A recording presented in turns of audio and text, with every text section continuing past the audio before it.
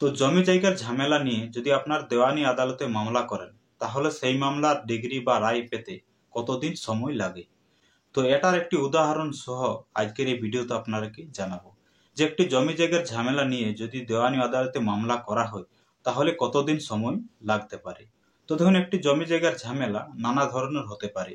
যেমন জমির দখল নিয়ে ঝামেলা থাকতে পারে, বা জমির যে রেকর্ড থাকে সে রেকর্ড নিয়েও ঝামেলা থাকতে পারে।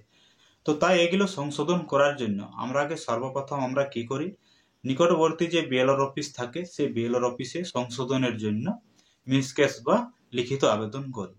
এরপর দেখা গেল যে বিএলআর অফিসেও তার সমাধান পাওয়া গেল না। আর এই বিএলআর অফিসে তার সমাধান না হলে আমরা জেলা অফিসে অর্থাৎ ডিএল এন্ড এলআর অফিসে সেই আবেদনটি করে থাকি, এবং সেখান থেকেও যদি সমস্যার সমাধান না হয়, অর্থাৎ যদি আপনার সেই সমস্যাটি যদি বিএলআর অফিস বা ডিএলআর অফিস যদি না করতে পারেন বা সেখানে যদি সমাধান না বের হয়, তাহলে আমরা কি করি, সেটার মীমাংসার জন্য দেওয়ানি আদালতে মামলা করি। তো দেখুন, উত্তর 24 পরগনার বারাসাত আদালতে একটি জমি সংক্রান্ত বিষয়ের ঝামেলা নিয়ে রায় দিয়েছে 10 দিনের মধ্যে। হ্যাঁ, এটা সত্যি। তো দুই পক্ষের মধ্যে সেই ঝামেলাটি ছিল একজন মৃত ব্যক্তির সম্পত্তি বা জমি নিয়ে। তো সেই বারাসাত আদালতে যে মামলাটি হয়েছিল, যে একজন ব্যক্তির 6 কাঠা জমি ছিল, 3 তলা বাড়ি সহ। সে ব্যক্তি বর্তমানে মারা গেছে এবং তার 6 জন ওয়ারিশ, এক ছেলে এবং 5টি মেয়ে। তো সেই মৃত ব্যক্তির 5 জন কন্যা সন্তান বা মেয়েদের মধ্যে 4 জন তার একমাত্র ভাইকে সেই সম্পত্তিটি বিক্রি করে দেন। অর্থাৎ একজন মেয়েকে বঞ্চিত করে 4 জন মেয়ে অর্থাৎ 4 জন ওরা বোন মিলে এক ভাইকে তাদের সেই সম্পত্তিটি বিক্রি করে দেন, অর্থাৎ দানপত্র করে দেন তাদের একমাত্র ভাইকে। যে একজন মেয়ে যাকে বঞ্চিত করেছে সেই মেয়ে এবং তার ভাইয়ের মধ্যেই মামলাটি উত্তর 24 পরগনার বারাসত আদালতে করা হয়, এবং সেই মামলাটি 10 দিনের মধ্যে ডিগ্রি বা রায় বের হয়। কারণ হিন্দু উত্তরাধিকারী আইনে একজন মৃত ব্যক্তির সম্পত্তির ভাগ প্রত্যেকজন ওয়ারিশ সমান পাবে। হ্যাঁ, মুসলিম উত্তরাধিকারী আইনে ব্যাপারটি আলাদা, অর্থাৎ ছেলে যা পাবে মেয়েরা তার থেকে অর্ধেক পায়। কিন্তু হিন্দু উত্তরাধিকারী আইনে একজন মৃত ব্যক্তির সম্পত্তির ভাগ প্রত্যেকজন ওয়ারিশ সমান পাবে, অর্থাৎ ছেলে যে পরিমাণ পাবে মেয়েরাও সম পরিমাণ পাবে। তো এই ক্ষেত্রে সেই মৃত ব্যক্তির যে 6 জন ওয়ারিশ ছিল, এই 6 জন ওয়ারিশের মধ্যে একজন ওয়ারিশকে বঞ্চিত করা হয়েছিল বাকি 5 জন ওয়ারিশ সহ, অর্থাৎ এক ছেলে এবং 4 জন কন্যা সন্তান বা মেয়েরা সহ একজন ওয়ারিশকে অর্থাৎ একজন তাদের বোনকে বঞ্চিত করেছিলেন, এবং এটার এই দুই পক্ষের মধ্যে সেটার মামলা হয় বারাসাত আদালতে। তো 10 দিনের মধ্যে কিভাবে ডিগ্রি বা রায়টি বের হয়েছে, তো চলুন সেটা আপনারাকে ডিটেলসে দেখিয়ে দিই। তো দেখুন, জমি সংক্রান্ত দেওয়ানি মামলা বছরের পর বছর চলায় যেন দস্তর হয়ে গিয়েছে। উত্তর 24 পরগনা জেলা সদরের বারাসত আদালতেও বিশেষ ব্যতিক্রম নেই। তার মধ্যে একটি মামলায় ইস্যু ফ্রেমের 10 দিনের মধ্যে রায় ঘোষণা করে নজির গড়ল সেই বারাসত আদালতেই। তাও আবার 10 দিনের মধ্যে 5 দিনই ছিল ছুটি। দৈনিক শুনানি চালিয়ে মঙ্গলবার বারাসতের 3য় সিনিয়র ডিভিশন সিভিল জজ সমরেশ বেরা রায় দিয়েছেন। দ্রুত বিচার প্রক্রিয়া শেষ করতে পারার জন্য আইনজীবীদের সহযোগিতার কথাও উল্লেখ করেছেন তিনি। আদালত সূত্রে জানা গিয়েছে, কামারহাটি পৌরসভার 21 নম্বর ওয়ার্ডের বাসিন্দা মৃত্যুঞ্জয় সুর 2017-এর মে মাসে মারা যান।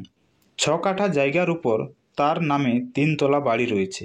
তার এক ছেলে এবং 5 মেয়ে। 4 বোন জমি এবং বাড়ির মালিকানা সত্ত্ব ভাই স্বপনকে লিখে দেন। অর্থাৎ সেই মৃত ব্যক্তির 5 জন মেয়ে রয়েছে, কিন্তু কি করছে না, 4 জন মেয়ে তার ভাইকে তাদের সেই জমি বা বাড়ির মালিকানা সত্ত্ব সেই ভাইকে লিখে দেন। কিন্তু আরেক বোন বন্দনা সরকার সম্পত্তির অধিকার দাবি করেন। অর্থাৎ এই বন্দনা সরকারও হচ্ছে সেই মৃত ব্যক্তির একজন মেয়ে। তো সেই মৃত ব্যক্তির ছেলে এবং বঞ্চিত এক মেয়ের মধ্যে মামলাটি হয়। স্বপন দাবি করেন বন্দনা মালিকানা পেতে পারেন না। এই বিতর্ক মীমাংসায় বন্দনা 2018-এর 26শে ফেব্রুয়ারি বারাসাত জেলা আদালতে প্রথম সিনিয়র ডিভিশন সিভিল জজের এজলাসে মামলা করেন। 2019-এর 27শে জুন মামলা স্থানান্তরিত হয় 3য় শ্রেণীর ডিভিশন সিভিল জজের এজলাস। গত 18 জানুয়ারি ইস্যু ফ্রেম হয়। এরপর প্রতিদিন শুনানি চালিয়ে 3 জনের সাক্ষী গ্রহণ, একাধিক তথ্য প্রমাণ খতিয়ে দেখে মঙ্গলবার রায় দেন বিচারক। সম্পত্তির 6 ভাগের 1 ভাগ বন্দনাকে দেওয়ার নির্দেশ দিয়েছেন বিচারক।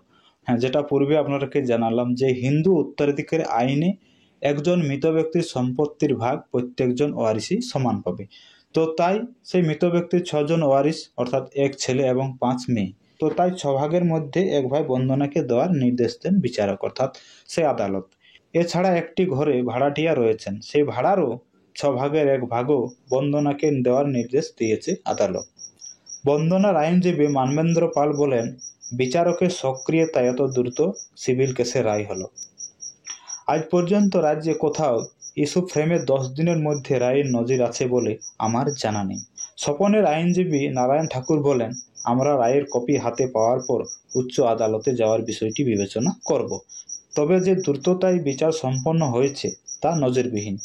অর্থাৎ পৈতৃক সম্পত্তি থেকে একজন ওয়ারিশকে বঞ্চিত করেছিলেন এবং তারাই এটা দেওয়ানি মামলার যে রায় সেটা 10 দিনের মধ্যে বারাসত আদালত দিয়েছেন। তো আপনাদের মধ্যে অনেকে প্রশ্ন করেন যে জমি জায়গা নিয়ে যদি দেওয়ানি মামলা করা হয় তাহলে রায় বা ডিগ্রি কতদিন পর পাওয়া যায়। তো তারই একটি উদাহরণ আপনাদেরকে জানালাম যে 10 দিনের মধ্যেও একটি দেওয়ানি আদালতের মামলার রায় বা ডিগ্রি হতে পারে। তাই জমি সংক্রান্ত বিষয়ের কোনো দেওয়ানি আদালতে যদি মামলা করেন তার কোনো নির্দিষ্ট সময় নেই যে কত দিনের মধ্যে আপনারা সেই ডিগ্রি বা রায়টি পাবেন। এমনও হতে পারে যে আপনি একটি দেওয়ানি আদালতে জমি সংক্রান্ত বিষয়ের মামলা করেছেন, তার দেখবেন রায় হয়তো আপনার ছেলে পাচ্ছে, অর্থাৎ আপনি মারা যাওয়ার পর আপনার ছেলে সেই রায়ের ডিগ্রি পাচ্ছে, এমনও হতে পারে। আবার দেখবেন 1-1.5 বছর মধ্যেও সেই ডিগ্রির রায় আপনি পেতে পারেন। সেটা কিন্তু নির্ভর করে আপনার ডকুমেন্টসের বা প্রমাণপত্রের উপর আপনি কি কি ডকুমেন্টস দিচ্ছেন এবং আপনি কতটা তদারক করছেন সেটাও কিন্তু একটি বিষয় রয়েছে। তবে মূল হচ্ছে আপনার ডকুমেন্টসের উপর ভিত্তি করে এই কোর্টে বা যে কোনো মামলার রায় বা ডিগ্রি পেতে কিন্তু সময় সেটাই নির্ভর করে। তবে বিশেষ করে জমি সংক্রান্ত বিষয়ে দেওয়ানি আদালতের মামলার রায় বা ডিগ্রি পেতে অনেক দিন কিন্তু সময় লাগেই লাগে, এটা কিন্তু মনে রাখবেন। তো আজকের এই ভিডিওতে এটাই আপনাদেরকে জানানো ছিল যে জমি সংক্রান্ত ঝামেলা নিয়ে যদি দেওয়ানি আদালতে মামলা করা হয় তাহলে তার ডিগ্রি বা রায় পেতে কতদিন সময় লাগতে পারে। তো তার একটি উদাহরণ আপনাদেরকে এই ভিডিওতে জানালাম এবং এটাও জানালাম যে একটি দেওয়ানি আদালতের মামলার রায় বা ডিগ্রি পেতে 5 বছর 10 বছর বা আপনার জীবনও হয়তো সেই ডিগ্রি আপনি নাও পেতে পারেন, আপনার ছেলে হয়তো সেই ডিগ্রি বা রায় পেতে পারে। তো আজকের যে ভিডিওর বিষয় আশা করি আপনারা বুঝতে পেরেছেন। সমস্যা থাকলে অবশ্যই মতামত কমেন্ট করে জানাবেন। ভিডিও ভালো হলে একটি লাইক করবেন। চ্যানেলে নতুন হয়ে থাকলে পরবর্তী ধরনের জমি সংক্রান্ত ভিডিও দেখার জন্য অবশ্যই চ্যানেলটিকে সাবস্ক্রাইব করে রাখবেন।